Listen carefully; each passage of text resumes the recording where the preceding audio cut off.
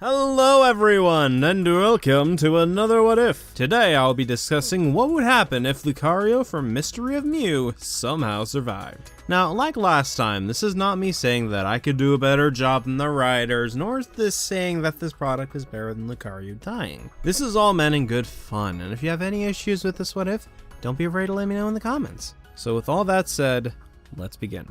Our story begins after Lucario arrives at the area he was sealed up in, and Ash apologizes to Lucario for what he said in an earlier scene. The group is about ready to continue their journey to the tree, but they're ambushed by Regirock and run away from the golem. However, here's where the scenario changes. Instead of everyone in the cast entering the tree, only Ash, Lucario, and Kit enter in the scenario, as well as Jesse and James. May, Max, and Brock would be outside the tree as the events of the film continue on. Why? Well, considering later on in the film where the tree was hurt due to how much energy it used up for the antibodies/Mew healing it and creating a negative backlash of energy, it only made sense to me to reduce the damage by 33% or 1/3 in order to increase the chances of Lucario surviving, since the amount of people inside the tree may have potentially played a factor into the tree going into severe shock and needing Ash and Lucario's full aura to be saved. Also, to be fair, it's not like those three were all that helpful when all of them went inside the tree anyway, so this also gives more screen time to the people that were actually useful during their trek inside said tree. The rest of the scene plays out the same as the original, with Ash, Kit, and Jesse and James getting eaten up by the amoeba/antibodies, and Mew saving them before going into shock and needing to be saved, but it's during the scene where Lucario was about to shove Ash out of the way that things begin to change once again. As Lucario is about to push Ash out of the way and sacrifice himself, Mew has finished healing and floats away to complete the process, with the two aura users barely clinging to life. For the sake of this What If, we'll say that they used up 80 to 90% of the aura and not 100% for Lucario, so that there was still a struggle for them, but it also allows both of them to live. But in this half-dead state, Ash falls to his knees exhausted, and Lucario trips over the time flower near Sir Aaron's crystal, revealing the true reason why Lucario was sealed. Of course, Lucario cries over this, but instead of dying here, he sits there and processes what to do. Eventually, though, he makes his decision. Sir Aaron sealed him up so that he wouldn't come here and sacrifice his life or to stop Aaron. If this was his friend's last wish, he should respect it and live on for his sake. Eventually, the group reunites outside the tree, and Lucario/Ash recovers soon after. And while Lucario and Ash are congratulated for saving the region, Lady Eileen gives Lucario the option to stay and protect the kingdom alongside her knights, or to go on his own path. Lucario respects Lady Eileen's decision, but decides to join Ash's group of friends to not only explore the world, but also help train Ash in the art of aura, effectively turning Lucario from the learner to the master. Though Ash is less than thrilled about this since he means training, but hey, at least things worked out for them in the end. Things proceed normally for the Hoenn and most of the Battle Frontier sagas, save for Lucario joining the group and the training. However, Ash still loses the Hoenn League, so that still holds true at least. However, Ash is able to develop his aura powers further than in the movie, and is able to control it better than before. However, he does still value being a Pokemon Master more, so he won't be training as much as Lucario and Sir Aaron did, which does bug Lucario a bit, but is able to push it aside eventually as he sees the passion Ash showcases as a trainer and the determination he displays during the training. By the time Ash reaches Brendan, however, we get another dip in the timeline. Ash, having a better grip on his aura this time, and by that I mean he actually uses it, senses something evil coming from the box and leaves it alone instead of opening it and becoming possessed. Though for a bit of humor/a reference, Lucario is surprised when he sees Brandon's Regirocker the first time, and Brandon just sweat drops at this before continuing the battle. And I need some comedy since we're not getting Dark Ash in this. Ash still has his rematch and wins the Battle Frontier before saying goodbye to May and Max, and Brock and Lucario head off with Ash to Sinnoh. Like Hoenn, not much changes in this area either outside of training Ash in the aura, and he's a bit more experienced with it by the time we get to Sinnoh, so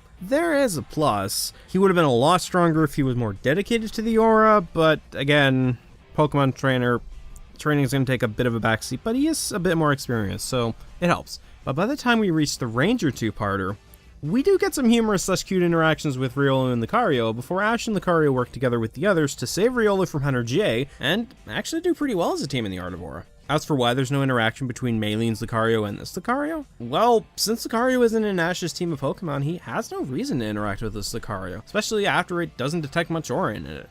He already has Ash as a student. He doesn't need another. Plus, hey, it also makes Weasel's fight with Maylene's Lucario still important and such great, so yeah. Once we hit Iron Island, however, Lucario will interact with another Lucario, since this is where we see Riley. And like the Battle Frontier, we could have a funny moment / reference to Sir Aaron, as Lucario mistakes it for Aaron, but Riley says his name and Lucario just sweat drops in response. Most of the events of the Iron Island two-parter still happen, including both Lucarios getting controlled, and Ash / Riley having to sort this out. But it's during the scene where Riley and Lucario deal with the explosion that Ash and Lucario step in to help them, showing how far Ash has come with his training in comparison to the original timeline where he didn't do fucking anything, and Lucario is proud to see Ash has also improved in the aura thanks to his teaching. Now, like the other examples, the rest of the events play out the same as before, not really many changes, but by the time we reach Tobias, Lucario decides to help Ash take on Tobias in Torkoal's place as a sort of final exam, to see how far Ash has come, and to also give him a challenge since Tobias uses legendaries. Ash agrees to this, and Ash does manage to take out Darkrai thanks to Sceptile and Heracross, though Swellow, Sceptile, Gibble, and Pikachu feint to Latios in this, with the latter of Ash's Pokemon also taking out Latios, so it's down to Lucario and Ash versus Tobias and his 4 legendaries. Tobias sends out Suicune to take on Lucario. As the two opponents stare each other down, Lucario and Ash face each other. They nod. Ash takes a deep breath, and the match begins. The two are slightly in sync with each other. What Ash thinks, Lucario hears it and reacts accordingly. Sure, there are some bits where they stumble, and Lucario gets hit by Suicune numerous times, but they're able to recover not too long after, and keep going with their match as they begin to wear Suicune down and knock him out with a flurry of punches, capped off with an Aura Sphere. Tobias is shocked by this. He didn't expect half his team to be taken down, let alone by a trainer. He had legendaries, for crying out loud. It should be a sweep for him. Regardless, he sends out his next Pokemon, Latias. But like before, it's taken up by Lucario, and in even less time thanks to Ash and Lucario improving their teamwork in comparison to before, but Latias does still land a few decent hits. With 4 Pokemon down, Tobias is getting antsy. However, he does recompose himself before sending out Zapdos. But that was a big mistake for Tobias, because despite Lucario getting really banged up in those 2 fights, he's still somewhat kicking, and is able to knock out Zapdos after a long and hard battle, thanks to Tobias starting to get sloppy with his strategy. But as Tobias is about to send out his last Pokemon, Lucario smiles, and then faints, giving Tobias the victory, but only barely. Tobias recomposes himself again and congratulates Ash on his Lucario and team before leaving, and then Lucario tells Ash that he passed the test and is now a good user of the aura in his eyes. Not a master, but he's a good user. Ash thanks him for that and also thanks him and his team for a job well done before proceeding to watch the finals. Tobias could still win or something, I don't really care. Tobias was a shitty character anyways. But after this, Ash says goodbye to his comrades, including Lucario, since Lucario decides he wants to go back and check on the kingdom, and also he feels that he's done all he can as a teacher as of this point and has seen enough of the world for now. So the two shake each other's hands as well as everyone else's hands, and the party disbands.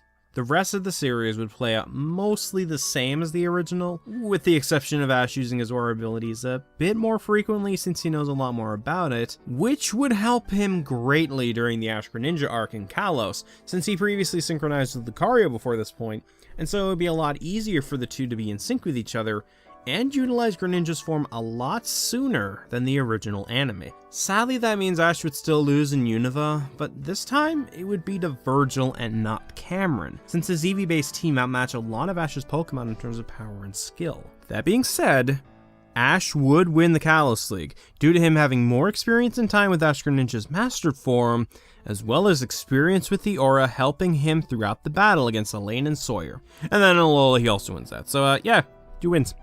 As for Lucario, he could probably settle down with another Lucario eventually and have a kid to teach him the way as the aura, or hey, maybe he'd spend the rest of his days helping out the kingdom and or the worlds as an aura guardian. Who knows? Either scenario kind of works out personally, and both have him meet up with Serena in the afterlife, so yeah, there is that. So with all that said, that concludes this What If. What did you think? Let me know in the comments below. A huge special thanks to Susan Lucario Fan16 for helping out with the script, as well as giving a bunch of really good ideas for said script. I really do appreciate it. Initially, she was supposed to come on and make this What If a co-op, but due to unforeseen circumstances on both of our ends, it didn't work out and we both agreed to make this a solo project. Hopefully though, we will do another collaboration in the future. I'm looking forward to it. But that doesn't mean I can't credit her for her help, so I will. A link to her YouTube will be in the description and end card if you want to go check out her channel. Seriously, I really do appreciate your help, Susan. Special thanks to my patrons as well, and until we meet again, I'm David Grimm, and thank you for watching.